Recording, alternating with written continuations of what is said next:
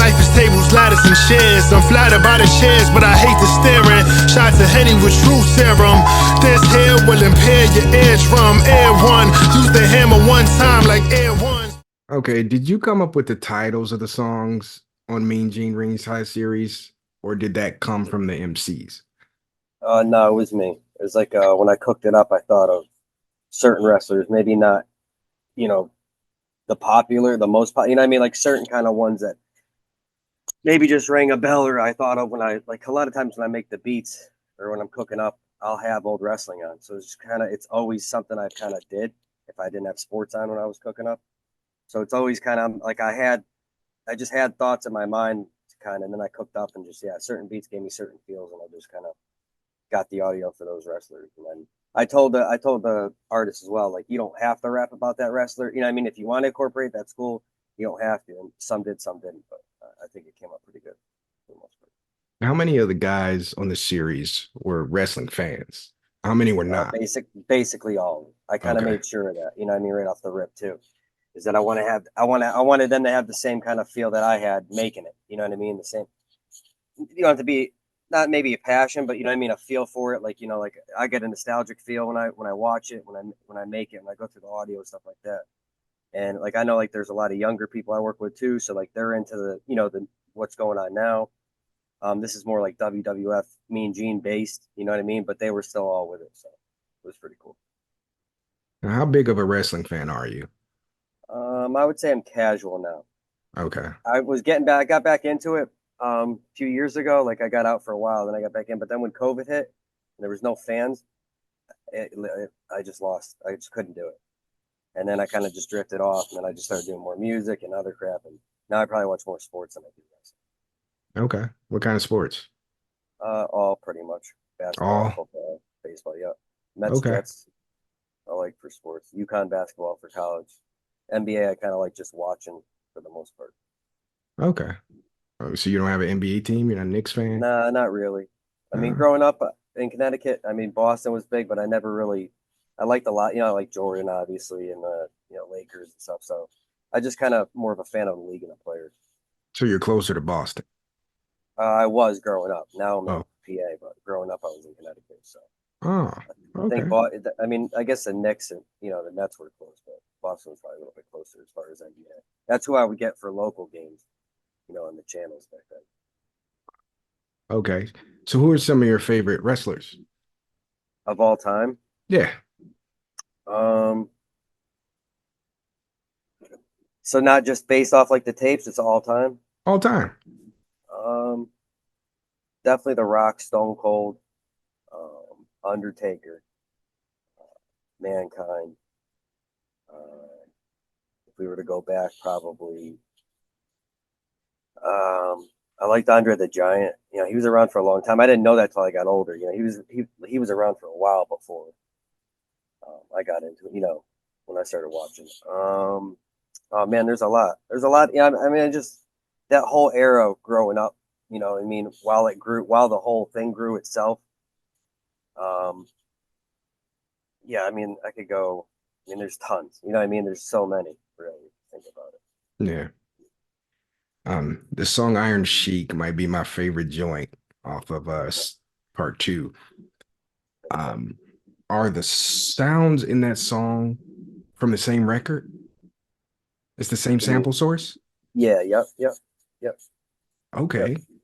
That's pretty dope. Just different chops up, just different parts of the chop. And it Ah, might be three or four on that particular one. okay. That's But super yes, thanks. dope, man. Yeah, thank you. You're That's welcome. kind of, I guess, on the second one. The first one I thought was a little bit more grimy. Mm, So on this one, I kind of wanted to incorporate a little bit, even like the Derek Ricky Steamboat. Like that's a more kind of up tempo kind of. It's got a little bounce to it, kind of. So I kind of wanted to incorporate a little bit of a different sound. Still keep that grimy sound, but still, you know, incorporate different sounds that I'm known for. I guess. okay. Um, so 2023, you pretty much dropped multiple projects, at least a project a month. Why are you releasing so much music and how much are you actually sitting on right now? I'm sitting on stupid music right now, to be Really? honest. It depends what for solo stuff, not crazy, but for things that I'm collabed with, as far as groups or certain MCs, like like I've done throughout the last couple of years projects with certain artists where it's me and them collab. So a lot of those are in the works and they'll start dropping soon. Solo stuff, I'm not sitting on a lot. I already have Mean Gene 3, the beats ready. I've had that. I worked on it right after 2. I was just kind of in that groove. As far as putting the music out, I know some people don't understand it. I just do it. I don't know. It's just I don't go in and think, oh, I'm going to sample this day. I just go in and I work. Whatever happens, happens. I create. Now, if I get a feeling off something, if I see an old picture or the wrestling thing and something sparks something and it's just a chain and everything just seems right. So I just keep rolling with it and then I get these projects. And then I feel like, boom, I want to put it out right now or this weekend or, you know what I mean? I don't know. It's just more of a feel thing, I guess. And I'm not worried about too much because you don't know what's going to happen tomorrow. And throughout my life, I've seen enough people, come and go in my life. So I know people might, think that's crazy, but I know there's artists that plan to say they might sit on something for a year and you don't know if you're going to be there in that year. You know what I mean? That's real. So, I just kind of just go off feel and then I just put it out. I don't really think too much behind it. Whatever happens, happens. It's like a dream. I grew up wanting to do this. So for years I could, I didn't. And now it's kind of like catch up, I guess. I don't know if I do it subconsciously or something, you know what I mean? But why not? Yeah. That's kind of morbid though, man. Like it's true. Yeah, it is true, I guess. You're not promised tomorrow. But man, that's kind of I don't know. I guess that's good and bad. I don't know, but yeah, I don't know. Somebody's asked me that before, and that's kind of the first thing I think. You just don't know, and yeah. unless it's something that I want to slow cook and I want to sit on, it depends. Sometimes you don't have to wait on artists, or sometimes you have to wait on one. Say I have 11 tracks and I have 10, and I have to wait for one artist for 3 months. That could it just you never know what's going to happen. Sometimes let's say for instance the Kid album. I had that beat tape, right? And then the plan was to put together an album from that because so many artists hit me to get the beats. So I'm like, let's cook up an album and put it out fairly quick, in the next 3 months, right off, off the beat tape and go right into that. That didn't happen because I had to wait for certain things. That's why I got out so late. So things like that happen too. Yeah, we discussed that before. Waiting on rappers is the worst thing ever. It's not the funnest. It's not fun. So what's your beat making routine like? Like how often are you making beats? I would say I work second shift now. So if I'm not tired from work, I usually come home and cook up for an hour or two, maybe. I'd say 3 out of the 5 days during the week. And then the weekends are, unless I have something to do with my daughter or I have plans, I'm pretty much cooking up all weekend. It depends, I'm watching stuff and doing stuff, I got stuff to do, chores and responsibilities, crap like that. But whenever I have free time, that's when I cook up. I like to get in zones more or less. I like to have probably more than 2 hours in front of me. I don't really like constrictions on making the beats, as far as times. It might be just weird, but that's just how I am. I think I do my best when I have free time. Okay, you just dropped a beat tape. 7:30 frog ass. What does that mean? Well, 7:30 is crazy, Crazy. spaz out. For kind of that feeling. And then just with the frog being that kind of my logo throughout when I started. And I had that, I did the cover. I've been messing with covers. So I had that cover for a while and I messed around with it. And I knew I was going to use it for something. And I had a beat called Frog Acid. And then it just and then one thing led to another. And then I was like, let me incorporate both of them. Do you do your own artwork? Some, not all the time. I have a guy, Aunt G, who did the Kid cover and the second Mean Gene cover, who I'm working with now a lot. I did the first cover for Mean Gene. So I dabble in it. So usually I just use my old family photos or something really for my solos. That's really been my kind of MO throughout. So I guess I just started getting in, messing around, doing my own stuff. Okay. There's a song on the Frog Acid tape called Shit is La La Anthony. Yeah. And the beat is nuts, but the title is just as crazy. Why La La Anthony? Is it that sound going through the sample? The beat was beautiful. Yeah. To me, it was just hot. You know what I mean? Like, and then I don't know, I just be thinking of weird shit when I be making the beats or thinking of beat names, and then I was like, yo, let me write this down. So like, yo, it's kind of fun. Yeah. And that's the joint with the is that the joint with the Shannon Sharp sample? Shannon Sharp Yeah, yeah, yeah. It was okay. like skip, skip, skip, Yeah. skip. Yeah, yeah, yeah, yeah, yeah, yeah. That's dope. That's dope. Thing. You put that in there. Um, the drums on the song Rowdy Roddy Piper, they have like a muffled kind of sound. How do you get that sound? Is that filtering? Is that EQing? Um, just depends on how you get it. If it's in a pack, if you sample it on those, can't remember exactly where they're from, but yeah, you tweak them. It depends. I think I tweak the drums sometimes more based on the sample.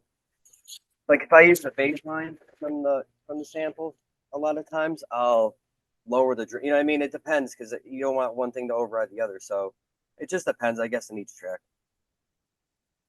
Okay. But on those I don't really recall exactly what I did, but I know that sample was bass heavy. I do remember that part. Yeah. Yeah. I like it. Those type of samples are probably my favorite, where there's a bass. Definitely. Like even the drumless ones I like to do. If you notice, it's more. Sometimes I don't even hear the sound. It's more the bass line that I'm first interested in. So, Okay. So you do use drum packs? You don't always sample drums from yeah, records? I'll use everything. I have no, I don't discriminate off anything. To me, it doesn't matter. I mean, you want to make the best sounds. You know what I mean? Or make the best music. So when I first started, I didn't even know about the packs like that. I didn't even know about stuff like that. So I just started getting my own drums, and I got uh, certain packs. Then you find out certain ones that maybe aren't as popular. You know what I mean? Like you just scour things, or people put you on to certain things. Um, so yeah, I guess I incorporate both for sure. Okay. I love how you kicked off the first Mean Genes Ringside series with the bloopers. Um, have you ever seen the ones with Kamala?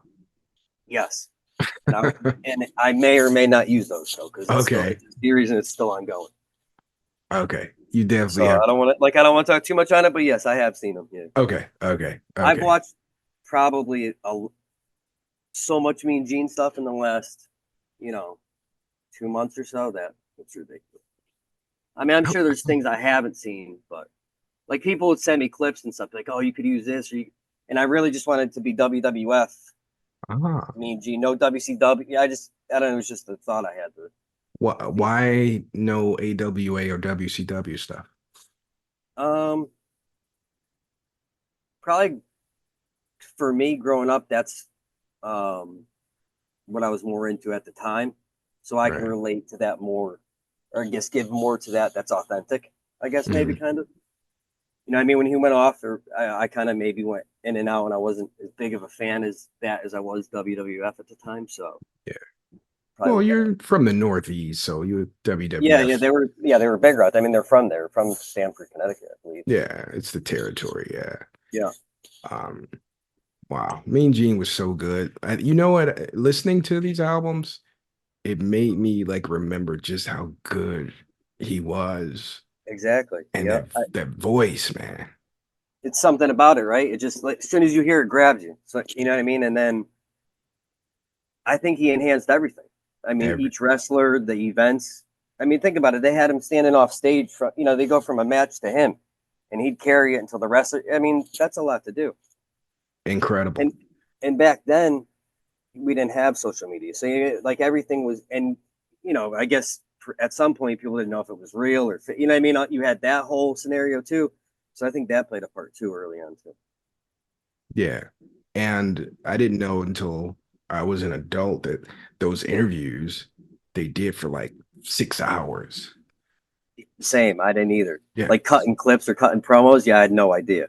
All day long. Like they would spend an entire day just doing those interviews. And he's the one guy with Yeah, everybody doing those yeah, interviews. yeah. So amazing. So amazing. I was fortunate enough to be in attendance when they put him in the Hall of Fame. Oh, really? Wow, Yeah, that was that's cool. dope. Yeah, 2006, I think it was. And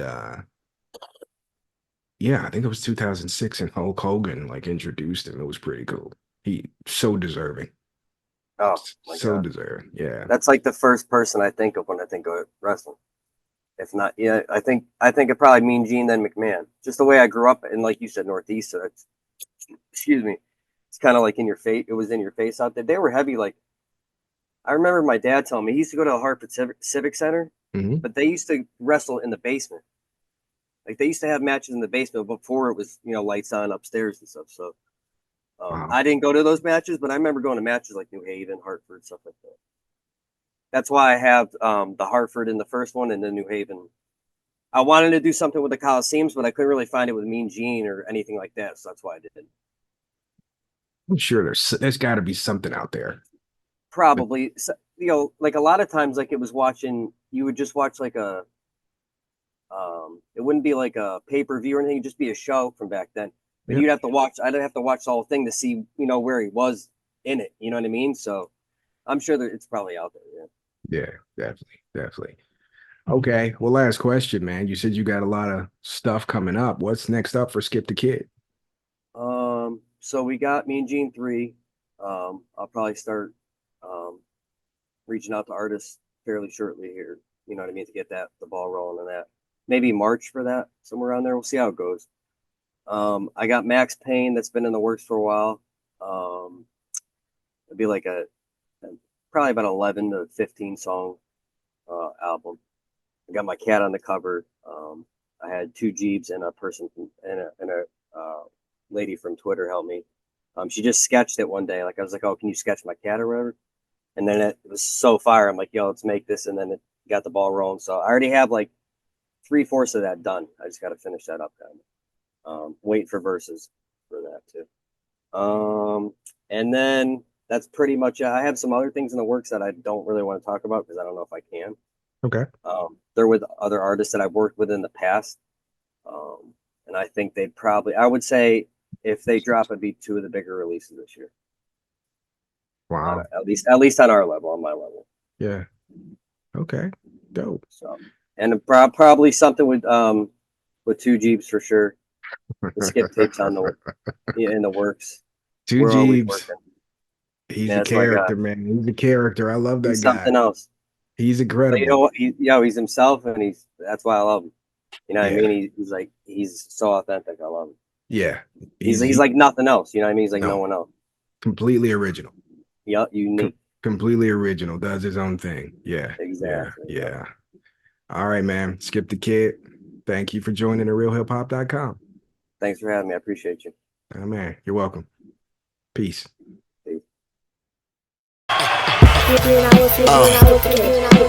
Wordplay. What up, Cleveland?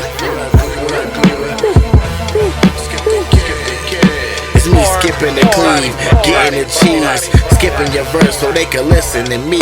Listen to me, niggas ain't sicker than me. A bad move will cost you.